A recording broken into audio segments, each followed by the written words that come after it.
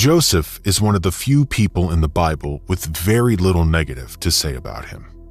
His early life is a tragic story of betrayal and pain. 10 of his brothers were very jealous of him. This is because their father favored Joseph. Due to their jealousy, they made a plan to kill Joseph. Instead of killing Joseph, they threw him into a hole and then sold him into slavery. His father thought he was dead. Joseph ended up working as a slave in Egypt under a man named Potiphar. He did such a great job and worked himself up the ladder. While not at home with his family in Israel, he did an excellent job in Egypt.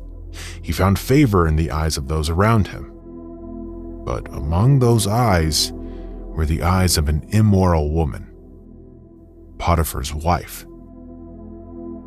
Before I read the story of Potiphar's wife and Joseph, I want to quickly read a few verses from Proverbs chapter 5. And if you've never read Proverbs chapter 5, it's basically a chapter of warning against a specific type of woman. The type of woman that Potiphar's wife was. Just listen to this, verse 3-6. For the lips of the adulterous woman drip honey, and her speech is smoother than oil. But in the end, she is bitter as gall, sharp as a double-edged sword. Her feet go down to death. Her steps lead straight to the grave. She gives no thought to the way of life.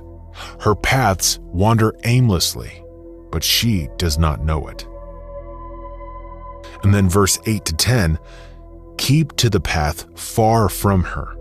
Do not go near the door of her house, lest you lose your honor to others and your dignity to one who is cruel, lest strangers feast on your wealth and your toil enrich the house of another. Just think of how serious and dangerous an immoral woman can be. And keep this passage in mind as we look over what happened between Joseph and Potiphar's wife.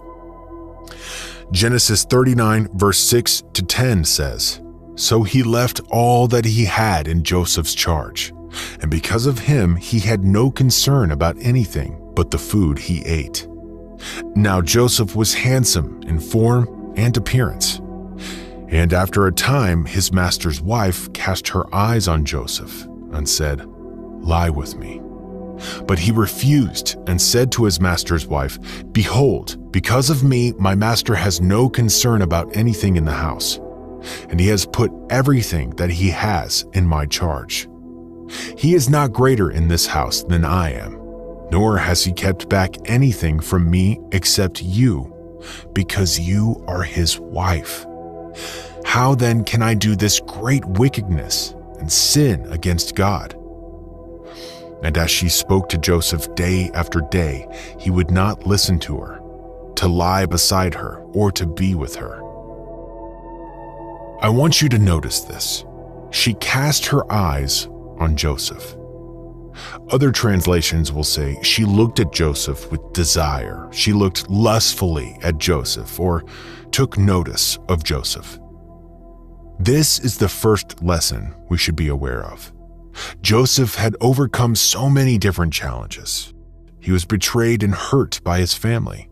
He was sold as a slave into a foreign land, but he had overcome all of those obstacles, and he was at a place where he found favor among people, in a land that was not his home. And just when God had elevated him, the devil took notice of Joseph. The enemy wanted to present him with a tough challenge and to really test his integrity, which is where Potiphar's wife came in. Keep in mind, Joseph was a young man, full of drive and energy, as most young men, and the devil thought the perfect trap would be sexual sin.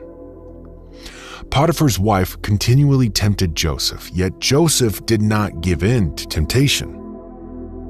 The Bible says day after day she spoke to him, but Joseph wouldn't entertain her words, let alone her advances. So this temptation wasn't a one-off. It was relentless. Day after day he was tested. Now, we will all have to face a Potiphar's wife, so to speak, in our lives. While it may not be a sexual sin, there is some sort of temptation that will repeatedly come knocking. That temptation may be a substance such as drugs or alcohol. It may be sexual sin, such as in the story of Joseph. It may not be a physical thing at all.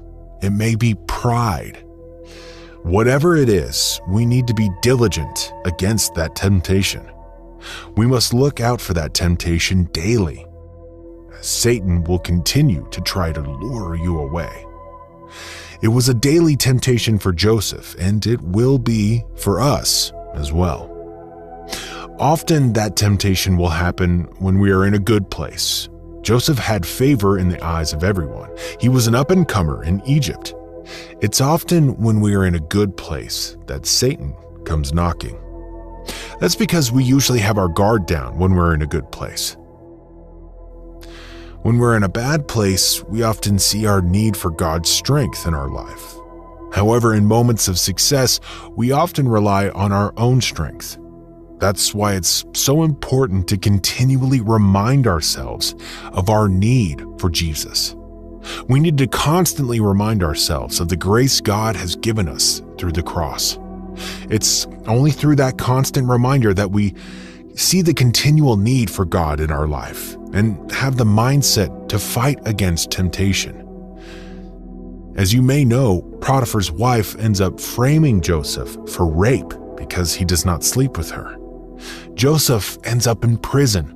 However, while in prison, Joseph earns the favor of people yet again. He works hard and earns a spot at the top of the ladder in prison. Eventually, Joseph ends up before the Pharaoh of Egypt and interprets a dream of a future 7-year famine. This interpretation ends up getting him a spot as second in command in all of Egypt. He uses this spot to save his family from famine. This includes his dad and 10 brothers who almost killed him and then sent him to slavery. He ends up saving the promise of God to bless his father Jacob and the promise of the seed of Jacob who will come and save the world. That promised child would be Jesus. Imagine what would have happened if Joseph had given into temptation with Potiphar's wife. He may have ended up in a much worse state. He could have ended up dead if caught in the act of adultery.